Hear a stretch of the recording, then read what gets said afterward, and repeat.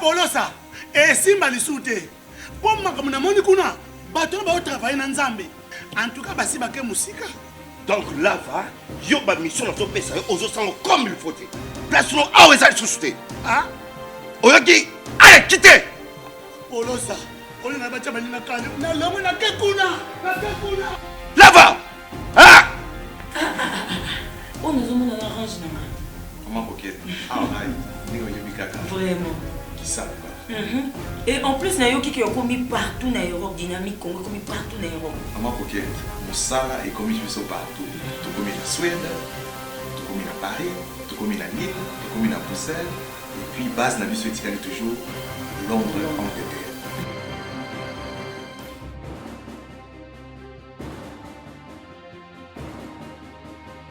Biso na dynamique Congo.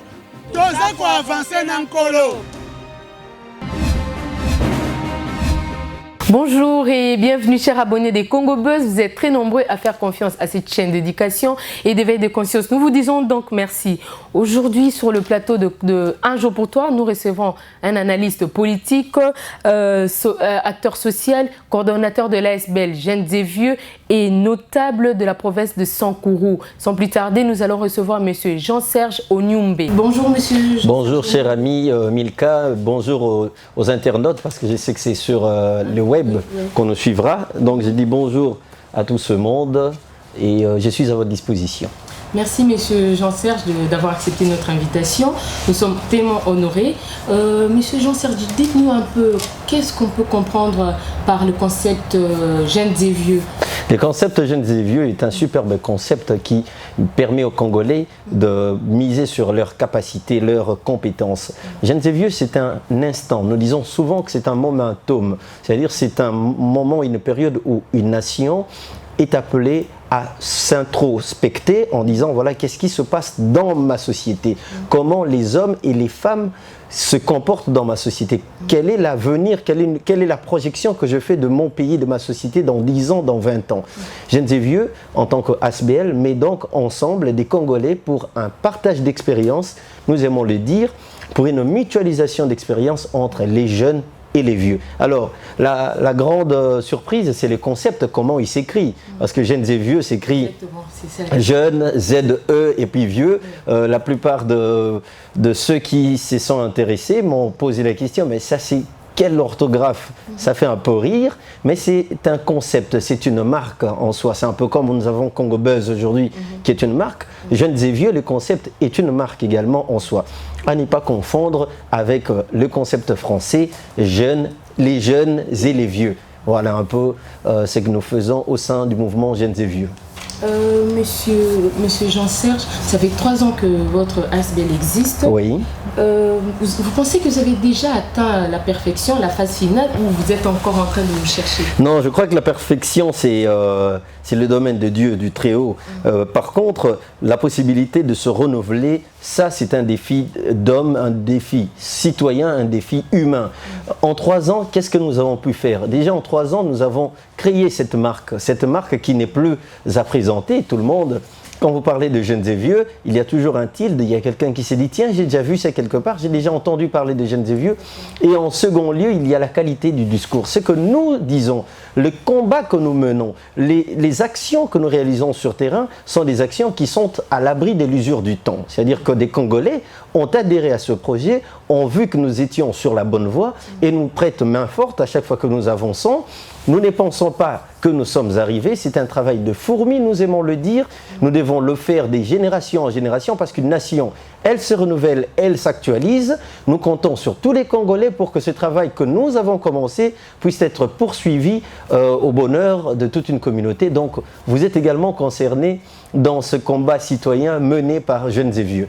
C'est le 16, hein, votre anniversaire, je crois. Oui, exactement. Malheureusement, on n'a pas pu assister à cette fête, mais bon, on espère pour la prochaine année.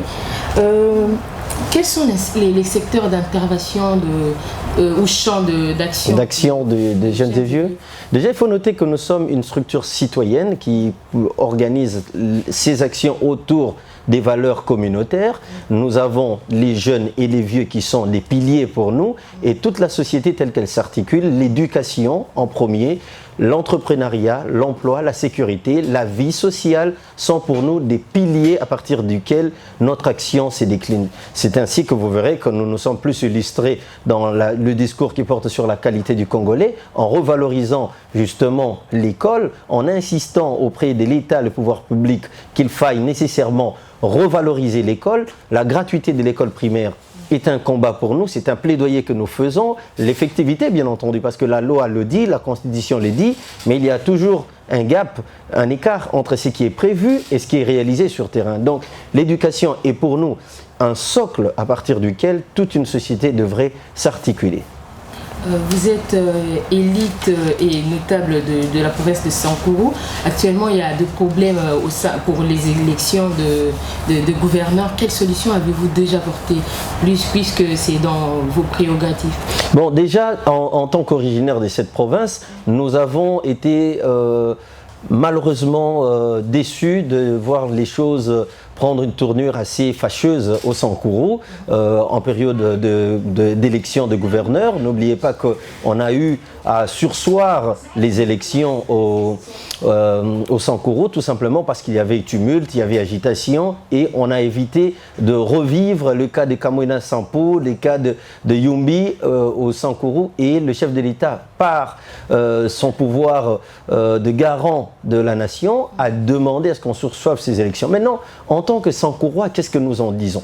Ce que nous disons ici, c'est que nous devons capitaliser l'intérêt communautaire. L'intérêt communautaire aujourd'hui a un seul maître mot qui est la paix. Nous devons nous assurer que le représentant de la province du Sankuru soit véritablement des ambassadeurs de paix, soit véritablement des hommes ou même des femmes qui incarnent cette paix. Le conflit qu'il y a eu entre la candidature de M. Lambert Mende et même sa communauté, parce qu'il ne faut pas non plus négliger le fait qu'il s'est retrouvé le seul candidat, ce n'est pas de sa faute, ça c'est vrai, mais on a assisté à une sorte d'ostracisme qui est un rejet d'une communauté, d'un membre d'une communauté par sa communauté. Nous avons vu une communauté dire « niet, nous ne voulons pas de lui », et nous pensons, en bons citoyens, que le droit le plus fondamental d'un peuple, c'est de se choisir lui-même son leader. Et comme ce peuple-là a dit que la candidature de M. Lambert Mende en tant que gouverneur était une pilule amère qui ne passait pas, il faille donc, avec beaucoup de modestie, accepter cette évidence. C'est à ce niveau-là qu'intervient la responsabilité des politiques. Nous devons arrêter de donner l'impression aux Congolais qu'il y a ce qu'on appelle l'approche carriériste, c'est-à-dire que vous êtes là, vous voulez être là à tout prix. Ce que nous pensons pour sauver le meuble, c'est de doter à cette province un homme ou une femme qui serait l'incarnation de toutes les valeurs, et malheureusement la candidature de M.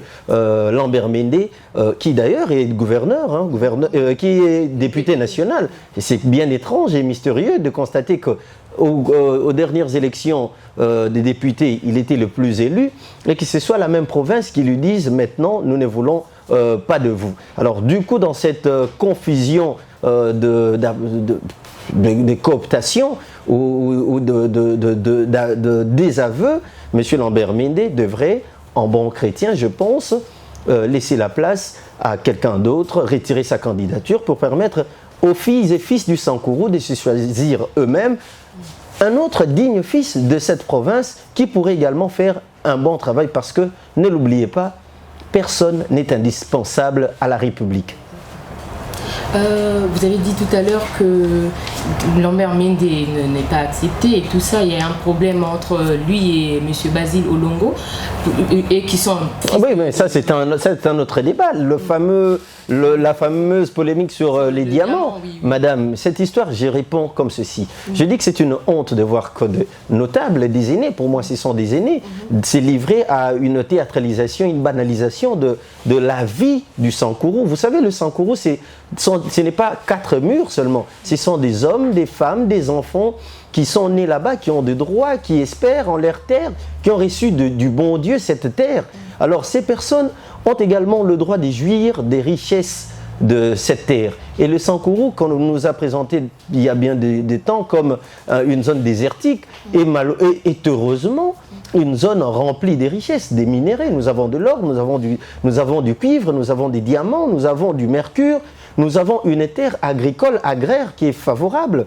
Mais qu'est-ce que c'est notable? Qui se livre aujourd'hui à ce jeu de ping-pong, à cette blague de mauvais goût?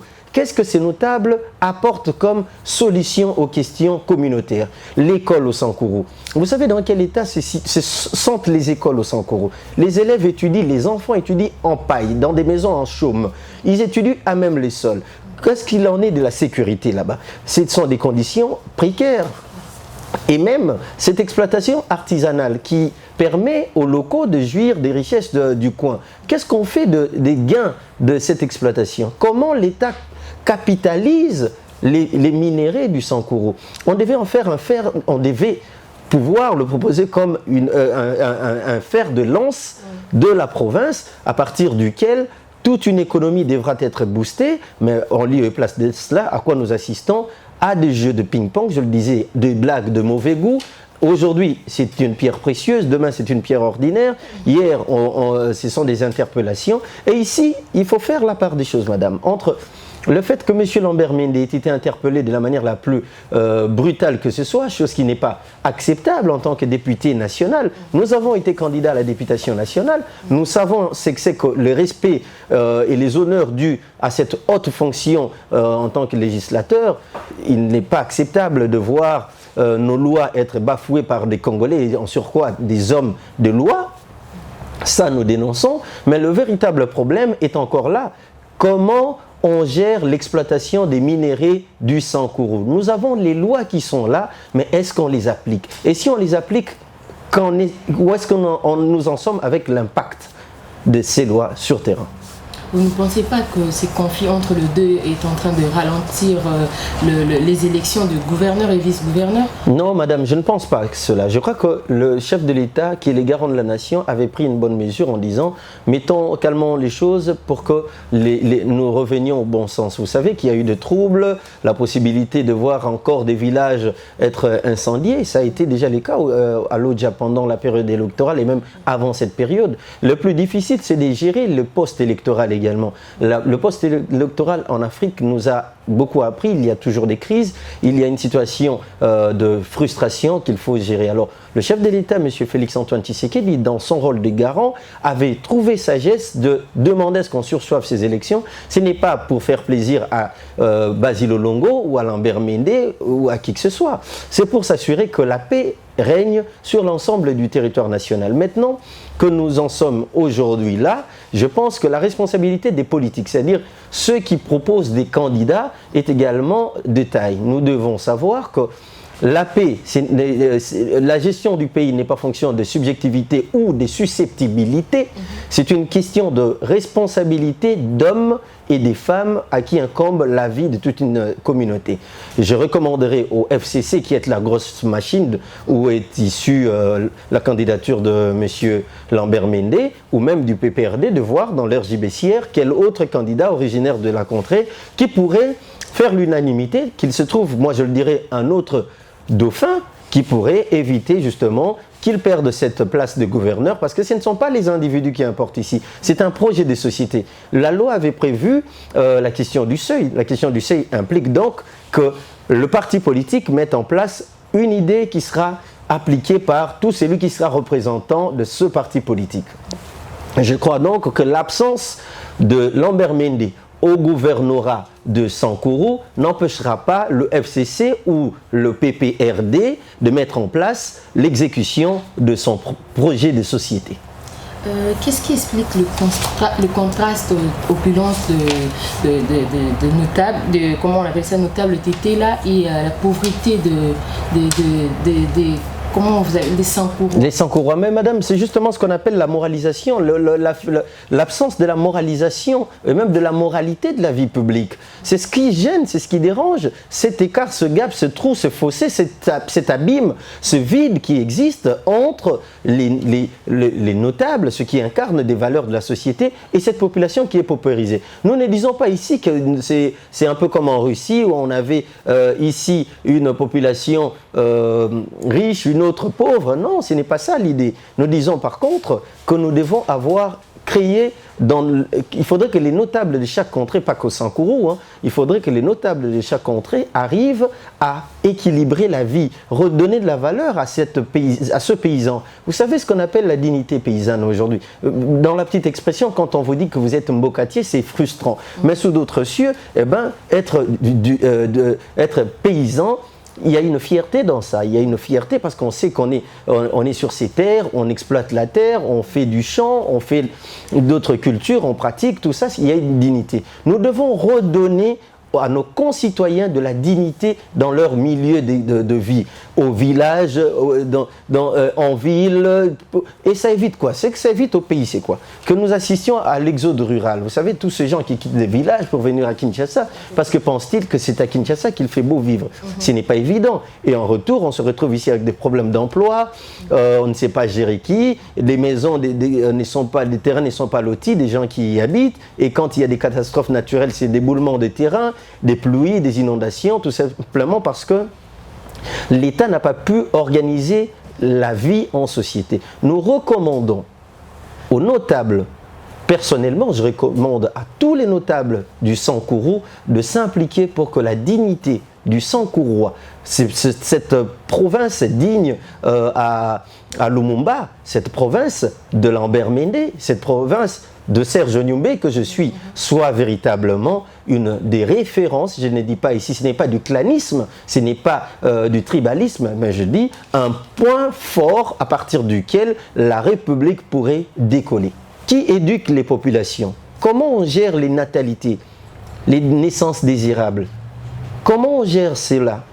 L'économie, quelle est la source aujourd'hui? Est-ce qu'on peut nous dire, le dernier gouverneur peut nous dire comment on a capitalisé l'exploitation artisanale, hein, j'ai dit bien artisanale, des minéraux du Sankourou? On n'a pas de réponse, c'est un flou artistique, c'est un vide, c'est une absence d'indices. On a navigué à vue, on n'a aucune référence, c'est un état de non-loi. Et aujourd'hui, je pense qu'il est grand temps que cette blague de mauvais goût cesse. Il faut redonner de la valeur aux Congolais parce qu'ils sont au Congo, parce qu'ils en ont droit. Il faut redonner de la valeur à chaque province, hein. Que ce soit au Congo central, vers les Kwilu, que ce soit au Katanga, que ce soit partout. Partout, on doit redonner de la valeur aux autochtones de ces provinces et nous encourageons également l'échange d'expériences. Nous ne disons pas ici que le Sankourou uniquement Sankouroua, nous disons que des Congolais d'autres provinces peuvent également venir prêter main forte à ceux du Sankourou et ceux du Sankourou peuvent également faire la même chose, mais l'État doit avoir une gestion programme. La gestion programme est différente d'une gestion subjective, hein. Vous savez, quand moi j'arrive et que j'ai en tête uniquement ce que je vais faire, je le fais et je pars et après moi personne ne saura qu'est-ce qui avait motivé mes ambitions. C'est pourquoi il est dit que les hommes passent, les institutions restent. Nous devons avoir des gestions programmes, des programmes qui sont calqués sur base des desiderata des populations, sur base de ce que les populations attendent et que l'homme qui est là puisse suivre comme un canevas, un calendrier, les actions à entreprendre de manière à ce que quand il n'est pas là, la personne qui vient après puisse pérenniser cette société. Et je salue ici l'initiative de 100 jours du chef de l'État qui avait présenté un mini-programme à partir duquel je pense que le gouverneur, les différents gouverneurs de province et même le Premier ministre devraient se baser en grand échantillon maintenant pour dire voilà que nous avons déjà une mouture, nous connaissons comment la société congolaise présente ses problèmes, une sorte de diagnostic, un peu comme quand vous allez à l'hôpital, vous constatez qu'il y a un diagnostic, on vous dit voilà vous souffrez de ceci, cela, après avoir entendu vos problèmes. Ainsi donc j'ai dit que nos programmes de gouvernement doivent être des programmes réalistes, c'est-à-dire faisables, calqués également sur les préoccupations des populations pour qu'on ne vienne plus nous demander comment au Sankourou on a tant de richesses et on a également tant de pauvreté. Que fait Jeunes et Vieux pour aider cette population? Jeunes et Vieux aujourd'hui est une instance de réflexion. Ça, c'est le premier niveau. Nous interpellons sur des causes, comme je l'ai dit dans mon introduction, qui sont à l'abri de l'usure du temps. Lorsque nous insistons sur la nécessité d'avoir un enfant qui va à l'école avec la bonne formation, lorsque nous insistons sur la moralisation de la vie publique, lorsque nous disons qu'il n'est pas normal que quand un député national doit céder sa place pour d'autres responsabilités à son suppléant et qu'on se rende compte que c'est sa femme qui est suppléant numéro 1 et que c'est son fils qui est suppléant numéro 2 et que le suppléant numéro 3 c'est son neveu, nous disons qu'il y a un problème de moralité, il y a un problème de moralisation de la vie publique. En France par exemple, vous me direz nous ne sommes pas en France, mais c'est bien de prendre des exemples qui tiennent. Il existe aujourd'hui des lois dites des lois de confiance qui interdisent aux élus justement d'embaucher dans leur parlement, comme assistant parlementaire, les membres directs de leur famille. C'est pour éviter quoi? Pour éviter ce qu'on appelle les conflits d'intérêts, pour éviter qu'il y ait 2 poids 2 mesures et la complaisance. Au Congo, nous sommes très loin de cette réalité. On regarde les choses, on les dénonce et on les tolère. Combien de députés aujourd'hui qui représentent le peuple ont derrière eux ou bien avec eux des membres des familles qui sont des suppléants numéro 1, suppléants numéro 2 et on trouve normal tout simplement parce que la loi n'a pas interdit. Madame, ce n'est pas parce que la loi n'a pas interdit que la société ne peut pas en faire un problème. Vous comprenez? Ce que nous disons ici, c'est une question de moralisation de la vie publique. Nous devons avoir des hommes, des femmes exemplaires, des personnes à même d'incarner des valeurs parce qu'une société se renouvelle. Le mouvement Jeunes et Vieux aujourd'hui est une instance de renouvellement de la société. Nous disons instance de renouvellement, ça veut dire quoi? Ça veut dire qu'à un moment, il faut que ça cesse cette blague. Il faut qu'on dise aux Congolais qu'ici, ce n'est pas normal et qu'ici, ça va, on peut avancer de telle manière. Il faut que le Congo mise sur ses filles et fils. Il faut renouveler la classe politique. La classe politique, parlons du renouvellement.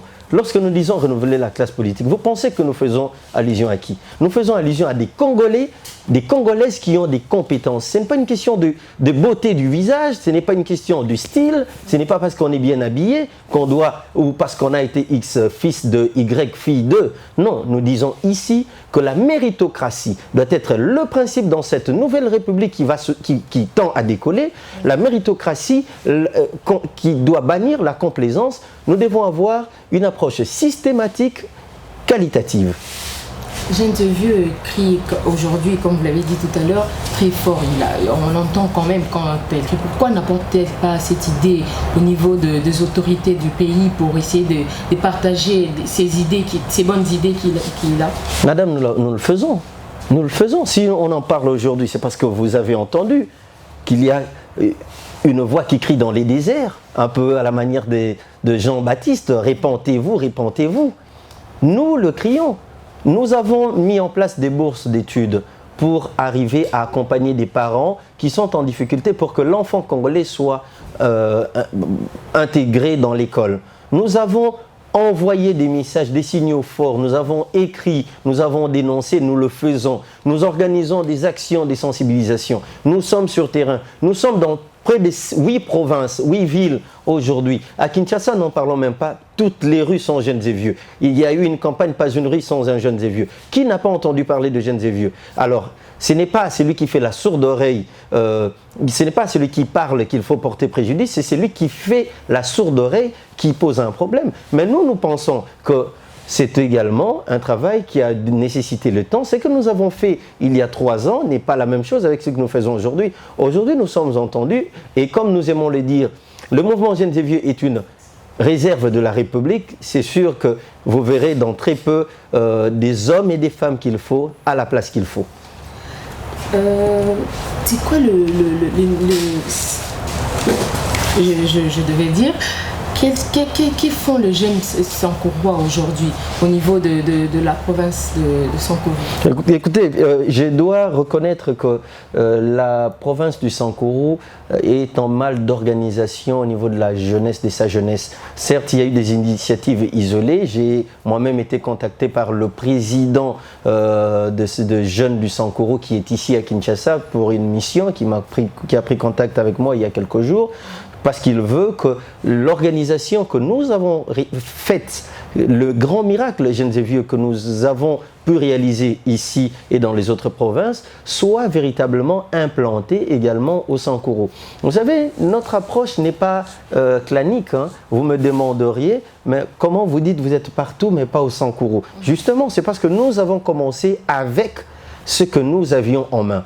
Des hommes et des femmes qui sont à Kinshasa, à qui on a parlé du projet. De fil en aiguille, le projet est allé dans le Bas-Congo, dans le Bandundu, et nous avançons, et nous espérons qu'au Sankourou, où nous savons déjà qu'il y a pas mal de contacts des Congolais, et des parents qui sont fiers de voir qu'il y a un mouvement qui réunit hommes, femmes, enfants, pour le bien-être de cette province, eh bien, nous sommes en train d'arriver avec force pour changer les choses. Jeunes et Vieux au début, Jeunes et Vieux aujourd'hui, qu'est-ce que Jeunes et Vieux projette pour l'avenir? Jeunes et Vieux, je viens de le dire, c'est une armée d'intellectuels. Jeunes et Vieux, c'est une armée des Congolais et des Congolaises qui doivent rester là. Ce n'est pas un projet qui doit commencer aujourd'hui et se terminer demain. C'est un projet, c'est un lien, c'est une pérennisation de la société. C'est un fil conducteur, c'est une alliance entre les générations. Nous disons mutualisation d'expérience, ce n'est pas du jeunisme. Ce n'est pas parce que je suis jeune, parce que je suis élégant, que je parle aujourd'hui, Jeunes et Vieux, et que quand je deviendrai vieux, je perdrai mes fils d'idées. Non, j'ai dit, aujourd'hui je suis jeune, je mets à la disposition de la société ma force, mon intelligence. Demain, quand je serai vieux, je mettrai mon expérience et je la partagerai avec d'autres jeunes qui pourront par la suite assurer ce que nous appelons le passage des flambeaux. Donc, que l'on n'attende pas le projet Jeunes et Vieux mourir de sa belle mort un beau matin. C'est une société congolaise conscientisée, éveillée et réveillée qui doit avancer. Nous insistons sur le fait qu'aujourd'hui, nous avons un pays à rebâtir, mais surtout, nous avons une nation à léguer. Une nation, c'est un vouloir vivre collectif, c'est un passé commun, ce sont des valeurs que nous devons partager ensemble, ce sont des Congolais qui se disent, vous et moi, eh ben, c'est l'intérêt de la nation qui prime. Un peu comme le disait Lumumba, que je cite souvent, l'avenir du Congo est meilleur, nous devons miser sur ces femmes, sur ces hommes, sur ces enfants, pour que demain nous puissions avancer. Jeunes et Vieux parle de jeunes et des vieux, mais nous voyons sur la ville ici, dans la ville de Kinshasa, tellement de jeunes sur la rue. Vous travaillez juste là sur le boulevard où on voit des jeunes tremballés pieds nus, sans habits et tout ça. Jeunes et Vieux ne le voient pas? Écoutez, vous devez faire la part des choses entre la responsabilité de l'État et l'action de conscientisation et d'interpellation du mouvement Jeunes et Vieux. L'État, le pouvoir public, est en charge d'organiser la vie dans la société. Tout ce à quoi nous assistons ici sur le boulevard, cette mendicité publique, est une infraction, vous le saviez. C'est une infraction. L'État doit organiser cela. On doit réinsérer ces jeunes dans des métiers. Pourquoi on ne prend pas tous ces jeunes qui malheureusement n'ont pas étudié, ceux qui deviennent des Chégué, ceux qui deviennent de Koulouna, pourquoi on n'en prend pas pour en faire des agriculteurs? On a eu un beau projet ici vers le Bandundu qui a accouché d'une souris. Vous comprenez ça? Comment on ne capitalise pas? Pourquoi on ne prend pas ce prisonnier qu'à une époque avec le ministre de la Justice qui s'est illustré par Angenga, Boulouo et tout le reste, pourquoi on n'a pas pris ces jeunes et les transformer en agriculteurs? Vous savez, si vous prenez aujourd'hui un jeune plein de force, vous lui donnez un lopin de terre, vous lui dites cultive ici, c'est ta manière de purger ta peine parce que tu as eu à voler, au lieu de rester en prison, on vous met ici, vous cultivez, à la fin de chaque mois, vous avez un petit lopin pour vous, on vous dit voilà, vous prenez ça, ça c'est votre intérêt. Ce jeune qui ferait sa peine, purgerait sa peine, reviendra en grand agriculteur. Ce serait un PME demain, ce serait un jeune qui va investir dans l'économie du pays. Ce sont des initiatives qui manquent à ce pays. C'est la volonté politique qui manque. Cette jeunesse qui se trimballe, comme vous le dites, qui passe son temps, qui flâne sur la rue et sur les routes de Kinshasa, pas qu'à Kinshasa, en province et ça et là. C'est une force qui est négligée. Et nous devons dire haut et fort que la jeunesse, pour un pays n'est pas une épine pour les expérimentés ou les politiques. C'est une référence, c'est un moment de renouvellement de la société. Il faut qu'on cesse de considérer les jeunes comme un danger. Vous savez, un jeune comme moi, j'espère que je le suis encore, un jeune comme moi, deux fois quand on m'entend parler, certains me disent, est-ce que tu n'as pas peur quand tu te prononces? J'ai dit non, j'ai dit ce que je pense pour que demain, lorsque je n'aurai plus de force, que ceux qui viendront avec audace, avec énergie, puissent avoir des repères en disant il y a au moins quelqu'un qui a osé et nous pouvons continuer ce qu'il a fait. Nous disons que nous sommes à la disposition de l'État. Nous sommes une force qu'il faut capitaliser. C'est bien dommage, madame, que l'État, qui est le premier, je dis bien le plus grand d'ailleurs, employeur de la société, ne prenne pas, n'exploite pas le produit fini de sa propre école. C'est-à-dire que l'État organise l'école.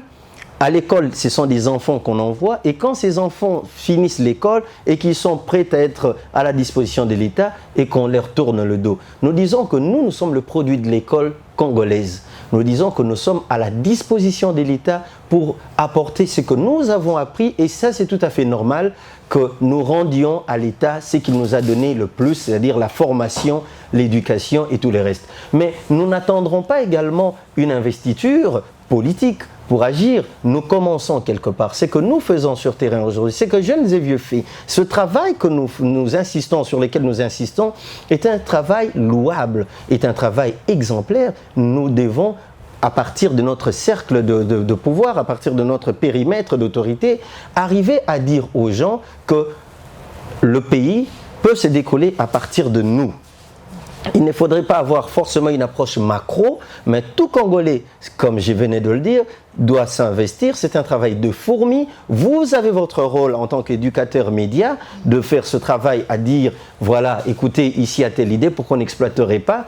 Vous avez cette responsabilité. Nous également, en tant qu'acteur social, j'ai bien aimé votre introduction quand vous disiez qu'il est acteur social et analyste politique indépendant. C'est bien de le dire. Je suis un acteur social et dans mon environnement, je m'entoure de jeunes et de vieux. De jeunes et de vieux. Monsieur Jean-Serge, d'où vous êtes venu cette idée de créer Jeunes et Vieux?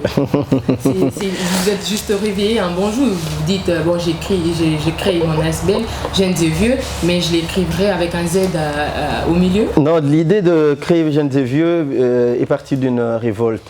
Une révolte en termes de modèle. Une société, comme je venais de le dire, se renouvelle. Mais lorsque vous vous réveillez autour de vous et que vous voyez que vous êtes occupé à sombrer et que les modèles disparaissent de plus en plus et qu'il n'y a plus de véritable référence et qu'il y a plus une cassure entre les vieux et les jeunes et que les Kouloutou préfèrent garder comme secret leur connaissance et que les jeunes se cramponnent également avec leur force en disant nous n'allons pas les écouter, les gens se rebellent, nous disons que non, une société, avec cette allure, nous allons disparaître. Alors pour que cette société ne disparaisse pas, nous nous sommes dit comment créer un espace de mutualisation d'expériences, de mise ensemble de ces Congolais qui ont des superbes idées. J'ai des superbes idées, c'est vrai, mais je ne suis pas le seul. C'est un ensemble d'idées qui doivent faire mouche. Il y a des Congolais qui, quand ils vous parlent, vous vous dites, tiens donc, il y a des gens qui pensent encore comme ça. Alors, il faut repérer ces étoiles. Lorsque vous les repérez, vous leur donnez le temps d'illuminer le ciel. C'est ce que nous faisons. Nous sommes ces étoiles qui illuminent le ciel dans la nuit pour que le pèlerin, ce voyageur de la nuit, puisse véritablement retrouver son chemin. Le Congo a de l'avenir, mais il doit également miser sur ses filles et fils, et je pense que nous en faisons partie. Vous n'essayez pas de vous associer avec d'autres personnes plus fortes? Mais madame, comment vous pensez que nous avons pu en 3 ans atteindre autant des provinces? Jeunes et Vieux, c'était un réseau d'hommes et des femmes de plusieurs structures, d'hommes et des femmes de plusieurs convictions. Ici, nous, on a pu faire un grand effort, madame, parce qu'au début, lorsqu'on a commencé, un peu à la routine, tout le monde pensait que c'était un parti politique, on voulait savoir si Kabila était derrière moi, on voulait savoir si X était derrière moi. Nous vous le demandons, Kabila était derrière vous. Alors, madame, quand on m'a posé cette question, j'ai toujours répondu avec beaucoup de plaisir, c'est vous qui êtes derrière moi. Parce que c'est ce peuple qui vous écoute. Nous appartenons à la population. Nous sommes le peuple. Nous sommes le peuple. Le panier de la ménagère, nous connaissons à quoi ça ressemble. Je sais quel est le contenu du panier de la ménagère. Je sais ce que gagne un salarié, un employeur de l'État. Je sais ce que gagne un militaire. Je sais comment se présente la vie. Je sais tout ce qui se passe dans cette République. Je sais dans quel état l'enseignant se retrouve paupérisé. Je sais comment les choses se passent. Alors, ceux qui pensaient que pour avoir des superbes idées telles que Jeunes et Vieux est une question de recommandations financières, on peut comprendre que ici, la nation congolaise n'a pas de prix. Nous devons nous mettre tous ensemble et avancer. Jeunes et Vieux peut dire quoi aux abonnés de Top Congo, de Congo Buzz, désolé, de Congo Buzz qui est en train de vous suivre aujourd'hui? Bon, aux abonnés des Congo Buzz, je dois regarder. Oui, allez-y. Aux abonnés des Congo Buzz, je dis merci. J'ai bien aimé cet échange pour la première fois et j'espère que je n'ai pas été très ennuyeux et qu'on pourra encore se revoir. Le mouvement Jeunes et Vieux est votre mouvement. Nous avons eu l'honneur de le présider, nous l'avons mis en place, mais aujourd'hui le mouvement Jeunes et Vieux, c'est votre mouvement. Nous sommes les filles et fils du Congo. Que vous soyez ici à Kinshasa ou dans une autre province ou même en dehors de Kinshasa, vous devez savoir que le Congo a besoin de vous pour que nous puissions décoller. Comment nous contacter? Nous avons un numéro de téléphone, si je peux me permettre de dicter.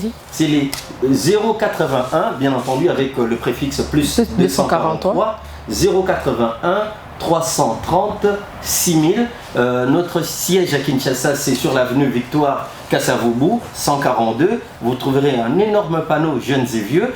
Jeunes et Vieux, jeunes et vieux, vieux avec ZE. Donc c'est ça la particularité. Et nous vous invitons à venir participer à cet édifice qu'on appelle le Congo, qu'il faut rétablir fièrement. Vous trouvez que c'est important d'élever aujourd'hui le feu Étienne Tshisekedi, le père de, le père, il était père de notre président. Aujourd'hui, vous trouvez que c'est important de le mettre au rang des héros nationaux? Ce n'est pas qu'important, c'est un devoir de mémoire, c'est une responsabilité d'État, c'est une valeur nationale que nous sommes ici en train de présenter à la face du monde.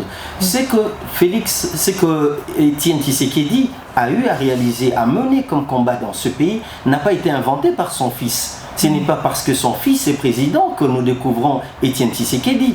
Étienne Tshisekedi, c'est le père de la démocratie. En 1980 ou 81, quand il écrivait avec les 12 autres parlementaires, ils étaient à 13, la lettre pour fustiger les pratiques de Mobutu, la déviation de Mobutu, qui pouvait croire que ce monsieur pouvait si longtemps durer dans cette lutte? Qu'est-ce que Étienne Tshisekedi n'a pas fait pour ce pays? Vous savez combien de fois il a été relégué? Vous savez combien de fois il a été bastonné? Il n'était pas seul, c'est vrai, mais il est un leader. Tout peuple a droit à un leader. Le peuple du monde ont leur leader. L'Afrique du Sud a son Mandela. Nous avons notre Lumumba, nous avons également notre Musée Laurent Désiré Kabila et nous avons aujourd'hui notre Étienne Tshisekedi Wamulumba. Et le côté positif dans cette élévation, c'est que pour nous qui sommes restés, nous avons ici le témoignage ou l'engagement, le signal d'un engagement d'un État à reconnaître la bravoure de ses filles et fils. Nous pouvons nous engager aujourd'hui en disant que demain, si je ne suis pas là, le pays me rendra les hommages dignes de mon rang. Et ça, c'est la moindre des choses qu'un pays puisse devoir à un fils qui a donné sa vie pour un état de droit. Aujourd'hui, on préfère rappeler, vous l'avez dit tout à l'heure, que Étienne Tshisekedi est le père de la démocratie, mais aujourd'hui c'est une autre personne qui porte ces titres, Monsieur Joseph Kabila. Vous trouvez qu'il est vraiment un père, il mérite d'être appelé père des démocrates, de la démocratie? Je pense que c'est un abus de langage en fait. C'est un abus de langage malheureusement. Il y a ce que vous connaissez, hein, tous les Djalelo, tous ceux qui ont fait du temps autour de Joseph Kabila, qui doivent trouver des formules encore pour caresser dans le sens du poil leur ancien, qui est encore leur mineur d'homme. Je dis leur parce que je n'ai jamais fait partie du FCC, encore moins du PPRD, mais c'est l'histoire, les tribunaux de l'histoire qui donnent la bonne version de fait. Okay? Ce n'est pas les individus qui doivent nous créer de héros nationaux, c'est les combats réalisés par chacun de nous qui sera présenté sur la balance du tribunal de l'histoire pour savoir qui a fait quoi. C'est que Joseph Kabila a fait comme mandat, eh ben, il l'a fait, il a eu ses points forts et ses points faibles. Nous allons peut-être discourir selon qu'on est d'accord, on n'est pas d'accord avec ceci. Ça, c'est un discours libre débat. Mais aujourd'hui, pour le besoin de l'histoire, nous n'avons qu'un seul père de la démocratie au sens propre du terme, nous avons Étienne Tshisekedi. Si demain, avec moins d'émotion, et ça c'est même la recommandation que je ferai aux pourvoyeurs, aux fondeurs de cette cause, on va faire un peu comme les catholiques. Okay? Avec l'église romaine, on laisse du temps après la mort d'un pape pour le canoniser. Ensuite, quand il y a moins d'émotion, on les béatifie et tout les restes. C'est pour dire qu'aujourd'hui, n'agissons pas par des émotions. Joseph Kabila a fait ce qu'il a fait, laissons-le se reposer. Regardons autour de nous, avant lui, qui est-ce qui avait mené un bon travail? C'est Étienne Tshisekedi. Si demain, avec le temps, on arrive avec moins d'émotion à analyser le travail et l'impact de ce qu'aura fait Joseph Kabila, on pourra se mettre d'accord sur quel titre lui donner. Que pourriez-vous dire sur le règne du président actuel? Comment trouvez-vous son engagement, sa volonté de faire? Comment trouvez-vous, comment je peux dire ça? Le mot m'échappe, mais comment il est en train de guider, de conduire ce pays? Oui, de conduire. Écoutez, il y a encore beaucoup à faire. Il y a encore beaucoup à faire. Le Congo ne va pas se transformer par un coup de... Vous trouvez que demain il fera mieux? Je pense que ce n'est pas seulement que demain il fera mieux, il faut que demain ça aille mieux. Donc il faut mettre en place des systèmes. C'est comme vous êtes sur des rails, vous mettez des roues pour que ça tourne et que la locomotive avance. Nous avons longtemps été habitués à de l'informel.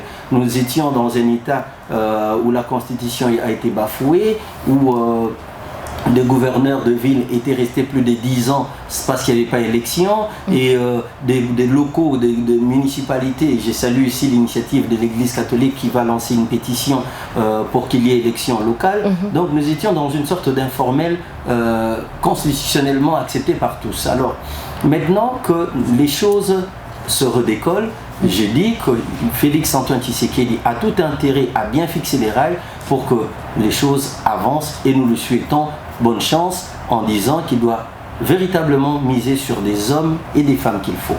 Merci Monsieur Jean-Serge Onumbe. Nous espérons que la prochaine fois qu'on aura besoin de vous, vous répondez.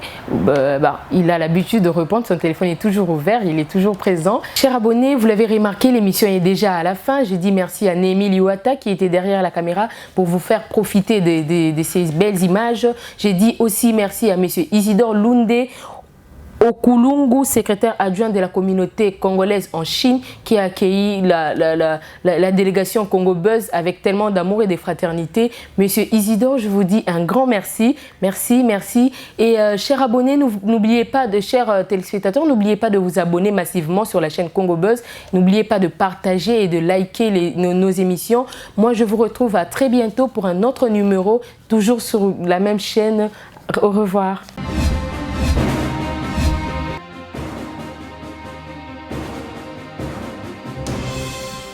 Patron nga polosa esimba lisute po makambo na moni kuna bato ba travailler na nzambe en tout cas basi bake musika. Donc là va yo ba mission na to pesa ozo sango comme il faut. Place no awe za susute. Ah Oyoki allez quitter. Polosa on na bacha bani na kane na lomo na ke kuna là va. Ah On nous a mis dans l'orange. Comment coquette? Ah, vraiment. Qui ça? Et en plus, il y a qui ont commis partout dans l'Europe, dynamique, Congo, commis partout dans l'Europe. Maman coquette, Moussala est commis partout. Tu commis la Suède, tu commis à Paris, tu commis à Lille, tu commis à Bruxelles, et puis base n'a vu ce toujours Londres, Angleterre.